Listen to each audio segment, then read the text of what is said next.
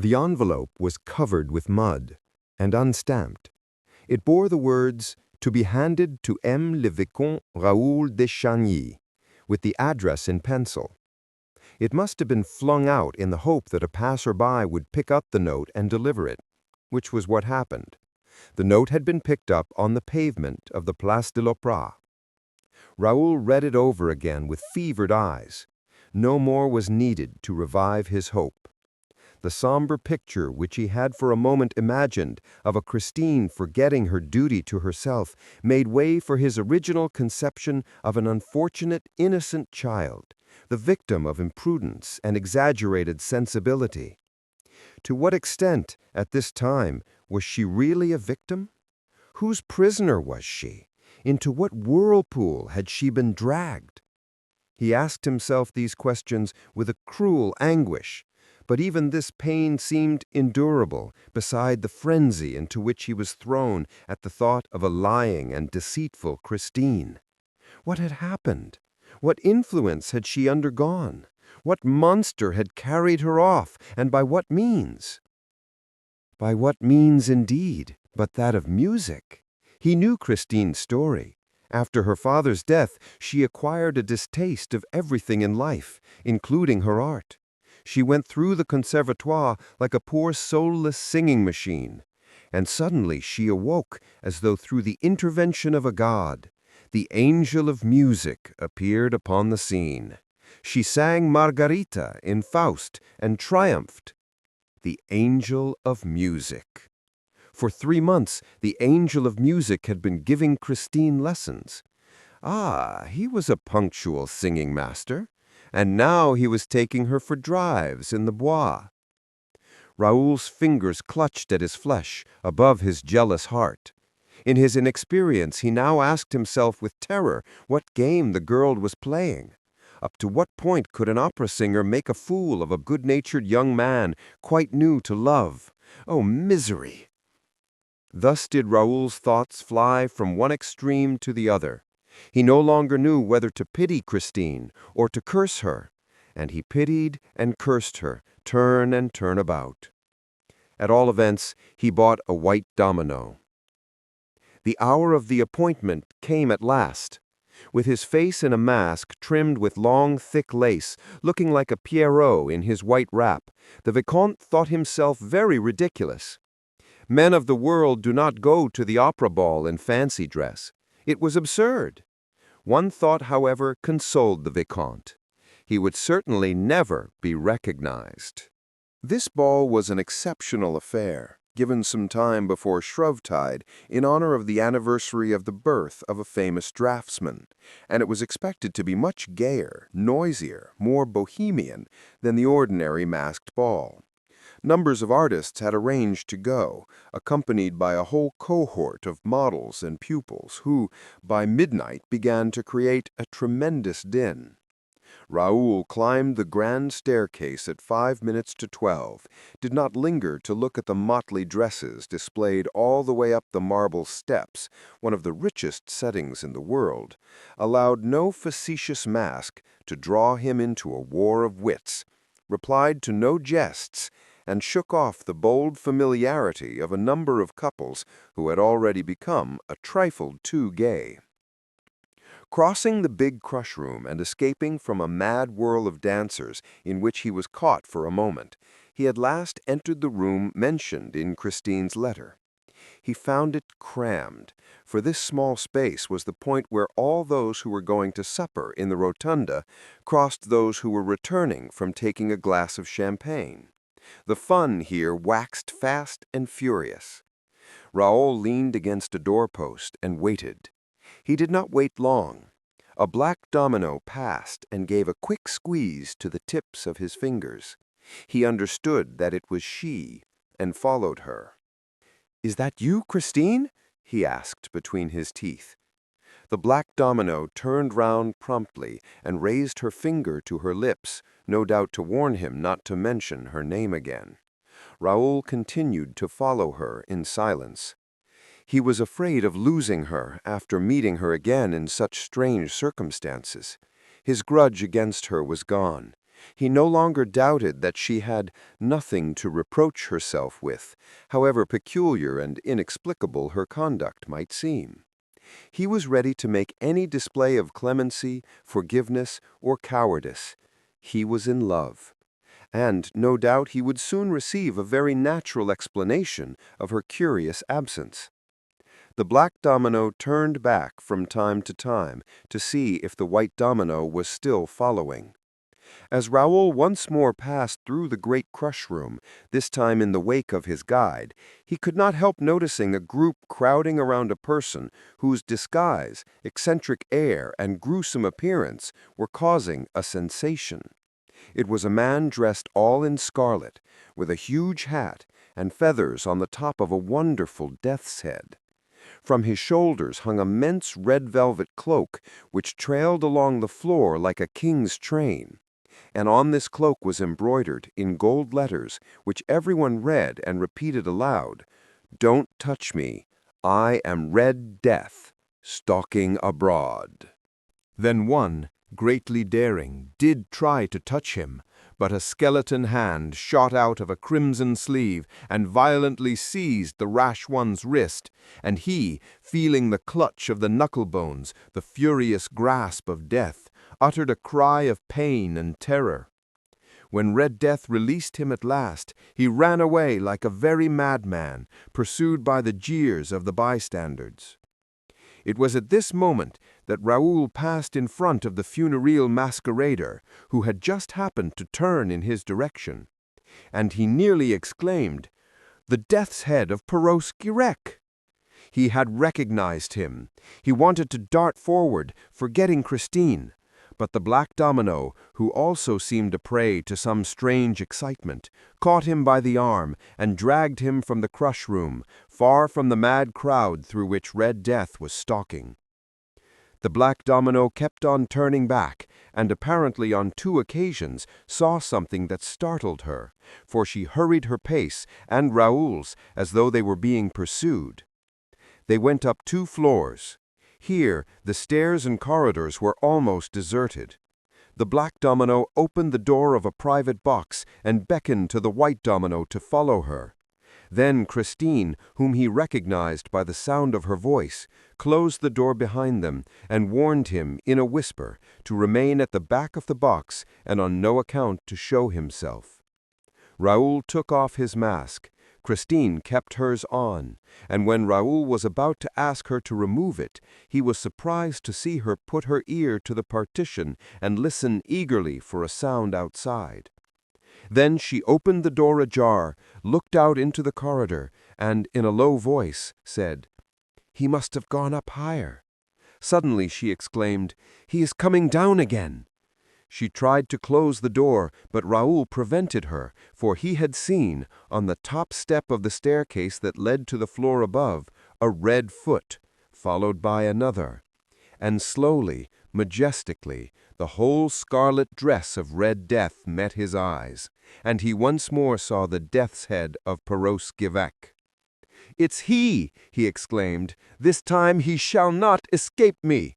But Christine had slammed the door at the moment when Raoul was on the point of rushing out.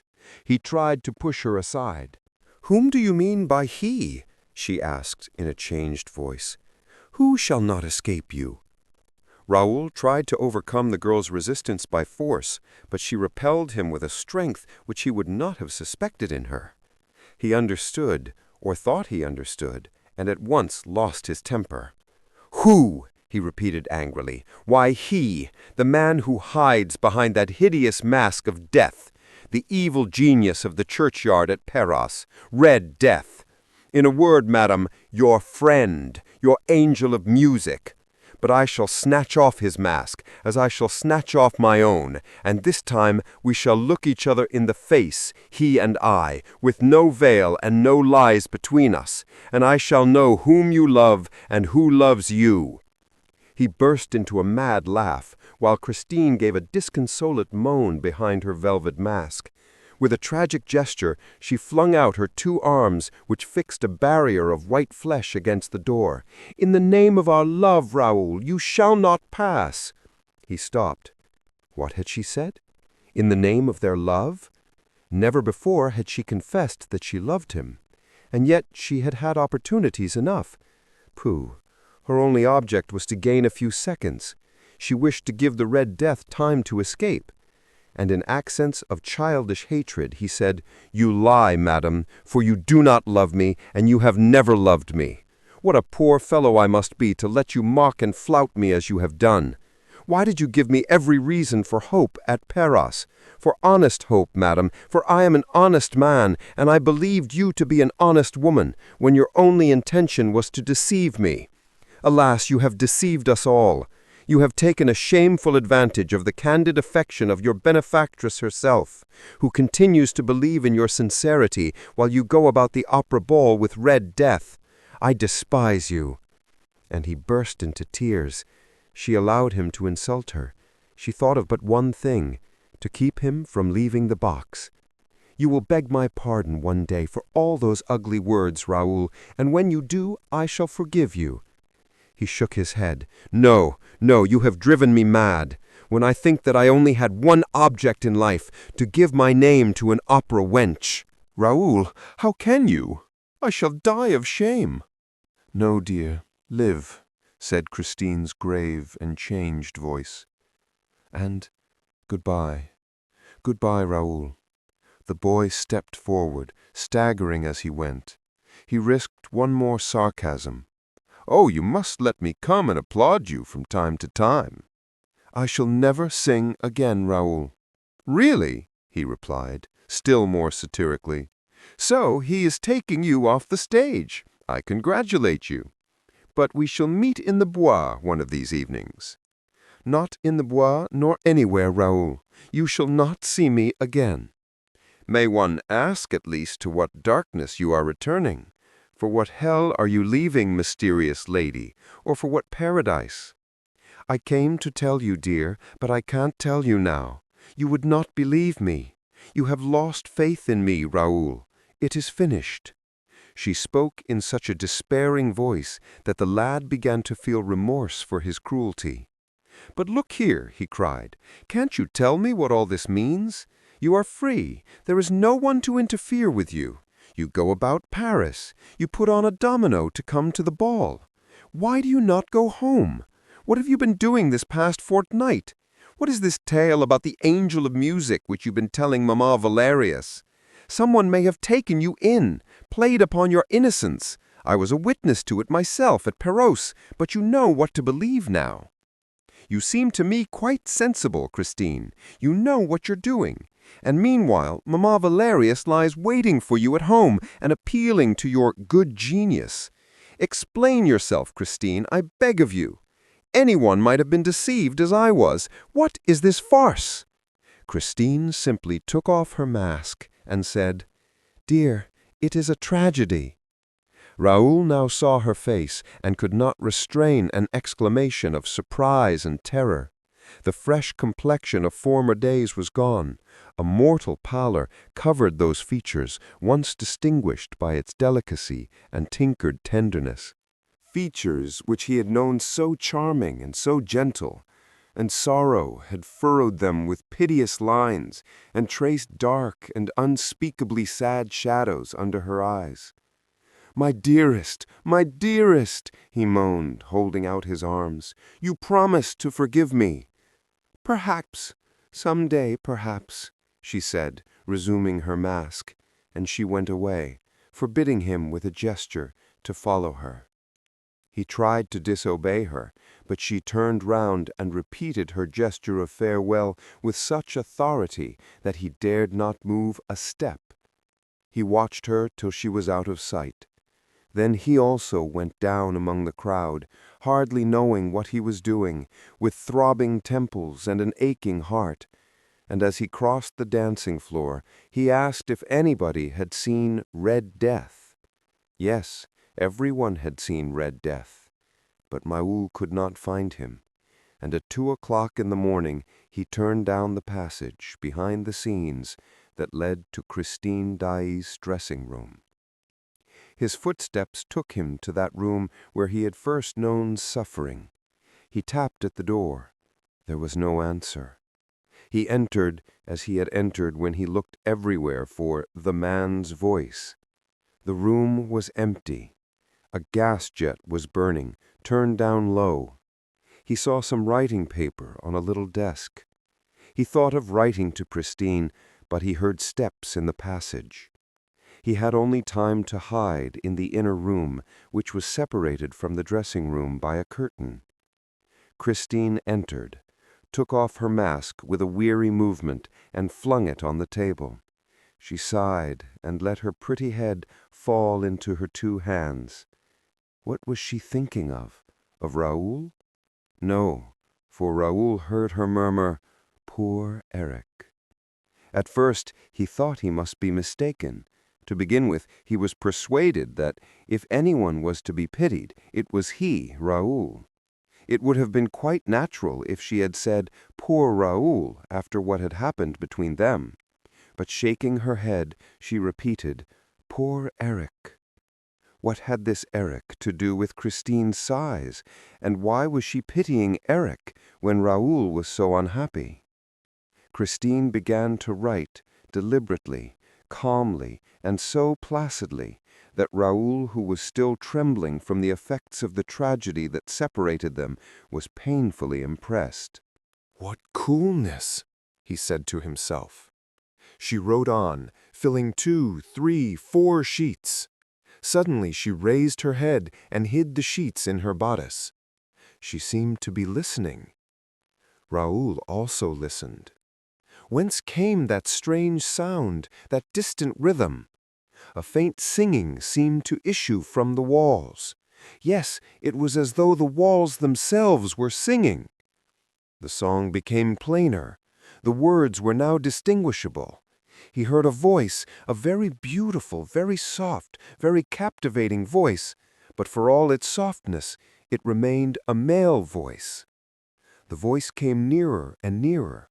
It came through the wall. It approached, and now the voice was in the room, in front of Christine. Christine rose and addressed the voice as though speaking to someone. "Here I am, Eric," she said. "I am ready, but you are late."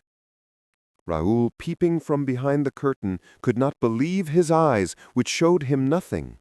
Christine's face lit up. A smile of happiness appeared upon her bloodless lips, a smile like that of sick people when they receive the first hope of recovery. The voice without a body went on singing, and certainly Raoul had never in his life heard anything more absolutely and heroically sweet, more gloriously insidious, more delicate, more powerful, in short, more irresistibly triumphant. He listened to it in fever, and he now began to understand how Christine Daaé was able to appear one evening before the stupefied audience with accents of a beauty hitherto unknown, of a superhuman exaltation, while doubtless still under the influence of the mysterious and invisible master. The voice was singing the wedding night song from Romeo and Juliet. Raoul saw Christine stretch out her arms to the voice, as she had done in Perros churchyard to the invisible violin playing the resurrection of Lazarus. And nothing could describe the passion with which the voice sang, "Fate links thee to me forever and a day." The strains went through Raoul's heart. Struggling against the charm that seemed to deprive him of all his will and all his energy and almost all of his lucidity at the moment he needed the most, he succeeded in drawing back the curtain that hid him, and he walked to where Christine stood. She herself was moving to the back of the room, the whole wall of which was occupied by a great mirror that reflected her image, but not his, for he was just behind her and entirely covered by her. "Fate links to me forever and a day." Christine walked toward her image in the glass, and the image came toward her. The two Christines, the real one and the reflection, ended by touching, and Raoul put out his arms to clasp the two in one embrace. But by a sort of dazzling miracle that sent him staggering, Raoul was suddenly flung back, while an icy blast swept over his face. He saw not 2, but 4, 8, 20 Christines spinning round him, laughing at him, and fleeing so swiftly that he could not touch one of them.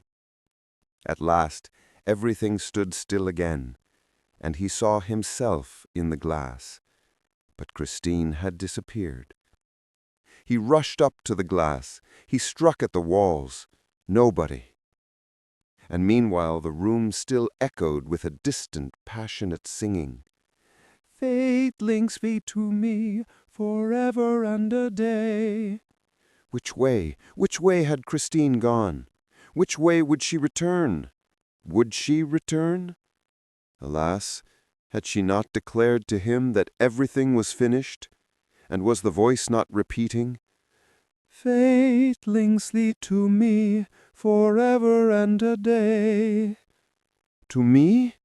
To whom? Then, worn out, beaten, empty-brained, he sat down on the chair which Christine had just left. Like her, he let his head fall into his hands.